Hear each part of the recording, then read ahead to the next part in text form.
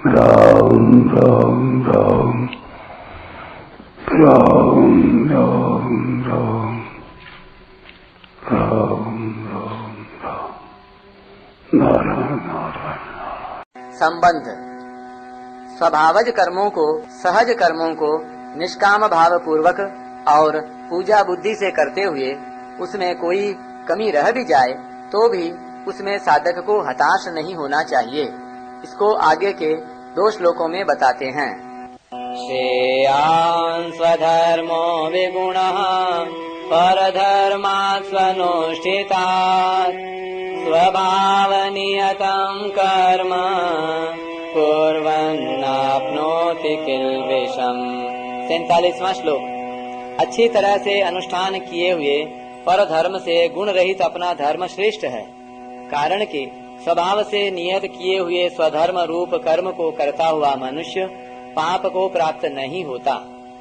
व्याख्या। श्रेयान् स्वधर्मो विगुणः परधर्मात् स्वनुष्ठितात्। यहाँ स्वधर्म शब्द से वर्ण धर्म ही मुख्यता से लिया गया है।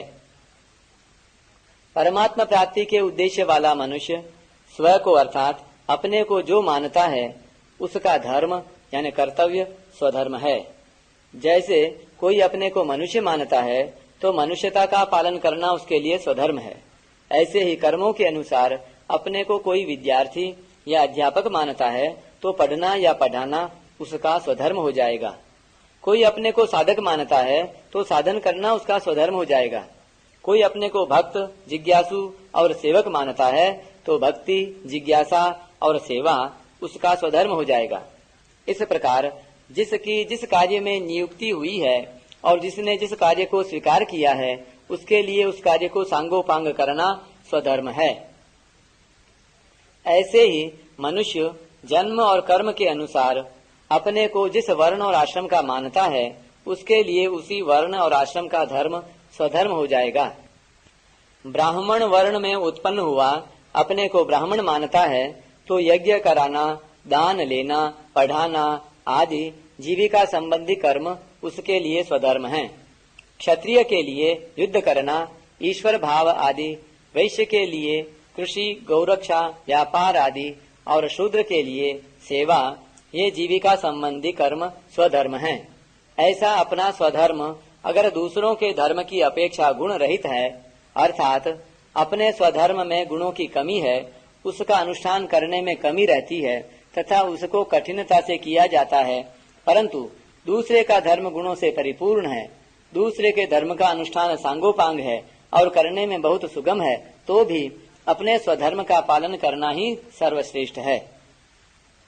शास्त्र ने जिस वर्ण के लिए जिन कर्मों का विधान किया है उस वर्ण के लिए वे कर्म स्वधर्म हैं और उन्हीं कर्मों का जिस वर्ण के लिए निषेध किया है उस वर्ण के लिए वे कर्म परधर्म हैं। जैसे यज्ञ कराना, दान लेना आदि कर्म ब्राह्मण के लिए शास्त्र की आज्ञा होने से स्वधर्म है, परंतु वे ही कर्म क्षत्रिय, वैश्य और शूद्र के लिए शास्त्र का निषेध होने से परधर्म हैं। परंतु आपातकाल को लेकर शास्त्रों ने जीविका संबंधी जिन कर्मों का निषेध नहीं किया है वे कर्म सभी वर्णों के लिए स्वधर्म हो जाते हैं। जैसे आपातकाल में अर्थात आपत्ति के समय वैश्य के खेती, व्यापार आदि जीविका संबंधी कर्म ब्राह्मण के लिए भी स्वधर्म हो जाते हैं। आपत्ति के समय ब्राह्मण क्षात्र वृत्ति से निर्वाह कर सकता है और ज्यादा आपत्ति आफत आ जाए तो वैश्य वृत्ति भी कर सकता है, परंतु वैश्य वृत्ति में फर्क यह रहेगा कि ब्राह्मण खेती करे तो सुबह और शाम ठंडे समय हल चलाए और 2 बैलों का ही हल चलाए, 1 बैल का नहीं। ऐसे ही व्यापार करे तो रस कस का व्यापार न करे अर्थात चीनी, शक्कर, घी, तेल, नमक आदि का व्यापार न करे। ऐसे ही आफत के समय क्षत्रिय वैश्य की वृत्ति गौरक्ष्य, कृषि और वाणिज्य कर सकता है और वैश्य शूद्र की वृत्ति भी कर सकता है। ब्राह्मण के शम, दम आदि जितने भी स्वभावज कर्म हैं वे सामान्य धर्म होने से चारों वर्णों के लिए स्वधर्म हैं, कारण कि उनका पालन करने के लिए सभी को शास्त्र की आज्ञा है, उनका किसी के लिए भी निषेध नहीं है। मनुष्य शरीर केवल परमात्मा प्राप्ति के लिए ही मिला है, इस दृष्टि से मनुष्य मात्र साधक है। अतः दैवी संपत्ति के जितने भी सद्गुण सदाचार हैं, वे सभी के अपने होने से मनुष्य मात्र के लिए स्वधर्म हैं, परंतु आसुरी संपत्ति के जितने भी दुर्गुण दुराचार हैं, वे मनुष्य मात्र के लिए न तो स्वधर्म हैं और न परधर्म ही हैं। वे तो सभी के लिए निषिद्ध हैं, त्याज्य हैं, क्योंकि वे अधर्म हैं। दैवी संपत्ति के गुणों को धारण करने में और आसुरी संपत्ति के पाप कर्मों का त्याग करने में सभी स्वतंत्र हैं, सभी सबल हैं, सभी अधिकारी हैं। कोई भी परतंत्र, निर्बल तथा अनधिकारी नहीं है। हाँ, यह बात अलग है कि कोई सद्गुण किसी के स्वभाव के अनुकूल पड़ता है और कोई सद्गुण किसी के स्वभाव के अनुकूल पड़ता है।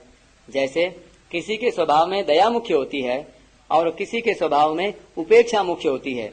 किसी का स्वभाव स्वतः क्षमा करने का होता है और किसी का स्वभाव मांगने पर क्षमा करने का होता है। किसी के स्वभाव में उदारता स्वाभाविक होती है और किसी के स्वभाव में उदारता विचार पूर्वक होती है। ऐसा भेद रह सकता है। स्वभाव नियतम कर्म कुर्वन् नाप्नोति किल्बिषम्। शास्त्रों में विहित और निषिद्ध दो तरह के वचन आते हैं।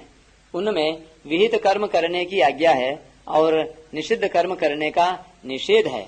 उन विहित कर्मों में भी शास्त्रों ने जिस वर्ण, आश्रम, देश, काल, घटना, परिस्थिति, वस्तु, संयोग, वियोग आदि को लेकर अलग अलग जो कर्म नियुक्त किए हैं, उस वर्ण, आश्रम आदि के लिए वे नियत कर्म कहलाते हैं।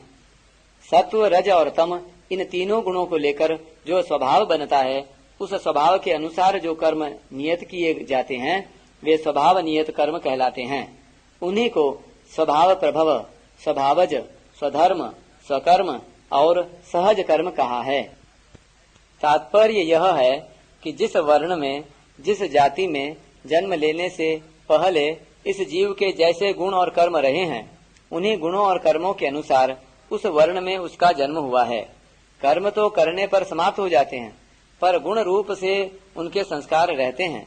जन्म होने पर उन गुणों के अनुसार ही उसमें गुण और पालनीय आचरण स्वाभाविक ही उत्पन्न होते हैं, अर्थात उनको न तो कहीं से लाना पड़ता है और न उनके लिए परिश्रम ही करना पड़ता है। इसलिए उनको स्वभावज और स्वभाव नियत कहा है। यद्यपि सर्वारंभा ही दोषेण धूमे नाग्निरिवावृता के अनुसार कर्म मात्र में दोष आता ही है, तथापि स्वभाव के अनुसार शास्त्र ने जिस वर्ण के लिए जिन कर्मों की आज्ञा दी है, उन कर्मों को अपने स्वार्थ और अभिमान का त्याग करके केवल दूसरों के हित की दृष्टि से किया जाए तो उस वर्ण के व्यक्ति को उन कर्मों का दोष नहीं लगता, यानी पाप नहीं लगता। ऐसे ही जो केवल शरीर निर्वाह के लिए कर्म करता है, उसको भी पाप नहीं लगता। शारीरं केवलम कर्म कुर्वन् नाप्नोति किल्बिषम्।